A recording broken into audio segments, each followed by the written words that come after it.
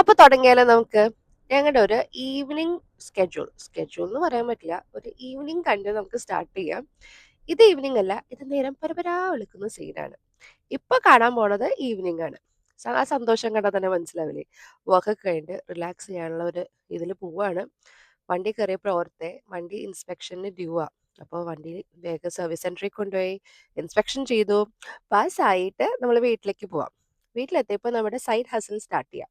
എൻ്റെ മമ്മ ഫ്ലോറിസ്റ്റാ. അപ്പോൾ മമ്മിയുടെ ഫ്ലവർ അറേഞ്ച്മെന്റിൽ കൈയിട്ട് വരാൻ പോയപ്പോൾ മമ്മി പറഞ്ഞു അറിയാവുന്ന പണി ചെയ്യാനായിട്ട്. അപ്പൊ അതെ, അറിയാവുന്ന പണി ചെയ്യാനാണ് ഈ കാണുന്നത്. ഈ ഫോൺ പിടിച്ചിട്ട് വീഡിയോ റെക്കോർഡ് ചെയ്യുക എന്നുള്ളത് വലിയ സ്കില്ലാണെന്ന് ഇപ്പോഴാണ് മനസ്സിലായത്. അപ്പോൾ ഇപ്പോൾ നമുക്ക് ആ സ്കിൽ എത്തിയിട്ടില്ല. ഇപ്പോൾ ഇത് ഇരട്ടിപ്പണി ആവണേന് മുമ്പേ ഫോൺ മാറ്റിയിട്ട് അത് വൃത്തിക്ക് ചെയ്യാം. ഇപ്പൊ അറിയാവുന്ന ഒരു പണി ചെയ്യാം. ഞാൻ ഒരു ഷെഫാ, പിന്നെ കുക്കിംഗ് അറിയണമല്ലോ. അപ്പൊ ഞങ്ങൾ വിചാരിച്ചു ഇന്നൊരു തായ് ബേസ് കാഷ്യൂ ചിക്കൻ ഉണ്ടാക്കാന്ന്. ഞാൻ ഉണ്ടാക്കിയോണ്ട് പറയല്ല, വളരെ നന്നായിട്ടുണ്ടായിരുന്നു. അതും ഒരു കോക്കനട്ട് റൈസും ആയിരുന്നു ഞങ്ങൾ കഴിച്ചത്. അത് ഉണ്ടാക്കിയത് ഞങ്ങളുടെ ബാക്കില്, ഞങ്ങളുടെ വീടിന്റെ ബാക്കില് ഒരു റേസ് ബെഡ് ഉണ്ട്.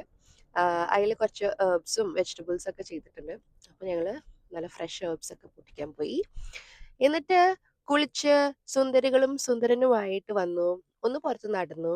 എന്നിട്ട് ഞങ്ങള് ഡിന്നർ കഴിക്കാൻ പോയി.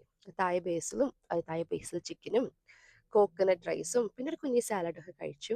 കഴിച്ചു കഴിഞ്ഞപ്പോൾ നല്ല കിടിലൻ മഴയൊക്കെ കണ്ടു.